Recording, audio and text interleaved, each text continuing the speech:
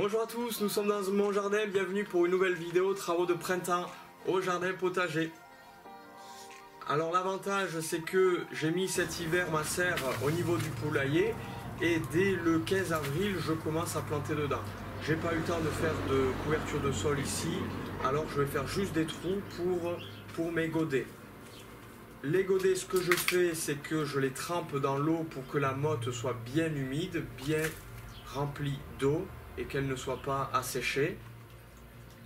Et je vais faire des trous directement à la bêche, directement sur place, sans retourner tout le sol, juste un trou pour faire rentrer directement le godet à cet endroit-là.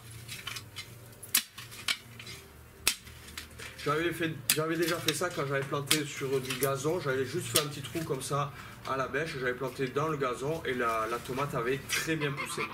Quand on a une serre, ce qu'il faut faire attention, quand il y a encore des gelées, c'est bien sûr le soir la fermer, aussi s'il fait humide, et la réouvrir la journée, surtout s'il fait soleil. Si on la laisse fermer la journée, on peut avoir des grosses problématiques, notamment on peut faire griller les plantes.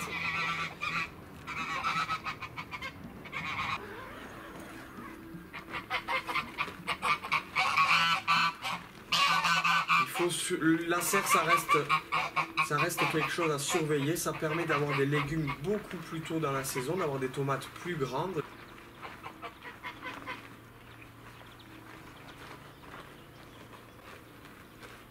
Mais ça demande de la surveillance et faire attention à bien ouvrir et fermer la serre lorsque nécessaire. Là vous voyez, on est à peu près au 20 mai, vous avez les tomates. Au niveau des poireaux, bon là c'est pas des poireaux en direct, là c'était pour vous montrer l'exemple. Sur des poireaux, vous pouvez habiller le poireau avant de le planter. Vous le laissez 1 à 2 jours sur le sol pour qu'il durcisse et ensuite vous habillez, vous coupez la pointe des feuilles et vous coupez les racines, un peu des racines si elles sont en racines nues. Ça permet de favoriser la reprise. Moi mes poireaux, je les plante tous les 10 cm à peu près.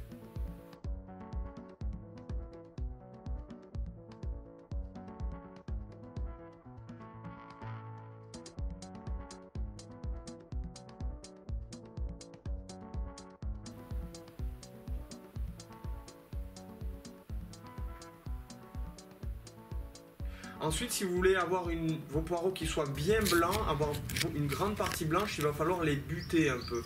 C'est ça qui fait que la partie blanche est plus grande.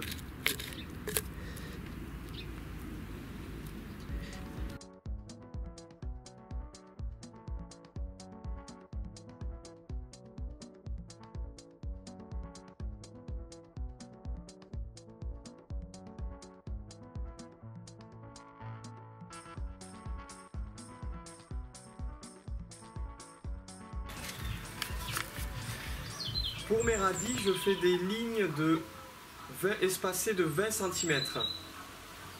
Je ne sème pas sur le paillage. J'enlève la couverture, la matière organique en couverture et je sème directement sur la terre. Il faut que la terre soit meuble, fine. Je sème en ligne. Vous avez vu, j'utilise mon doigt. Je sais que l'extrémité entre mes deux doigts, j'ai 20 cm, donc ça me permet facilement de me faire la distance entre les deux lignes. Et là, je sème directement comme ça. Ensuite, il faudra éclaircir après que ça ait germé. Ça dépend de la taille des radis. Si c'est des radis gros ou des radis petits, il faudra plus ou moins éclaircir sur la ligne. Et bien sûr, arroser. Après ça, on va arroser avec l'arrosoir et le pommeau de douche.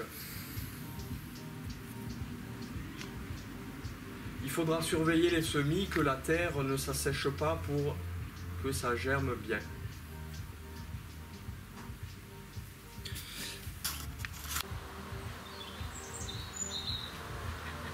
J'ai mis une planche aussi là, elle m'est utile pour marcher dessus, pour éviter de tasser le sol et répartir le poids.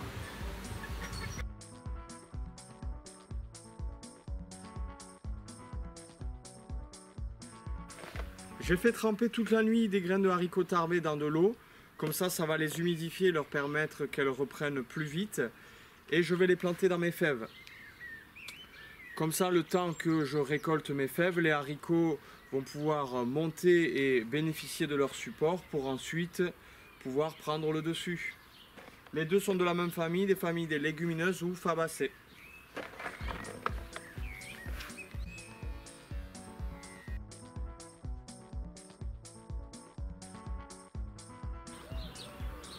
Pour planter, là je fais directement 3 cm, je mets la graine, je referme et c'est bon.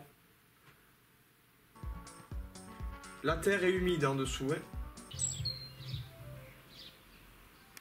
Au niveau de l'arrosage, j'arrose mes semis. Il faut que je fasse attention que la terre reste bien humide comme je l'ai dit. L'idéal c'est d'avoir une mare qui est connectée à la récupération d'eau de pluie de la maison par exemple.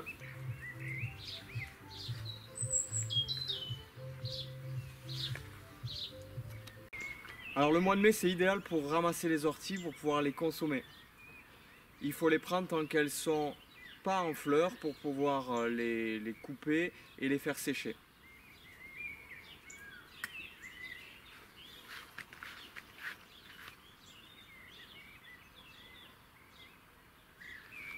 Là attention, on voit le début de la fleur, de l'inflorescence qui commence à apparaître.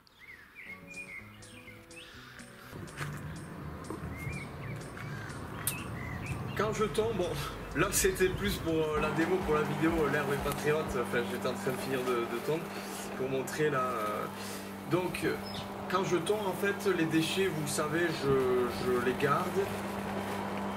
Et ceci ensuite je vais les mettre directement aux endroits où ma terre est déjà réchauffée. Par exemple dans ma serre, je sais que la terre est bien réchauffée, alors je peux commencer à augmenter la couverture de sol pour garder bien l'humidité dans le sol et limiter les arrosages.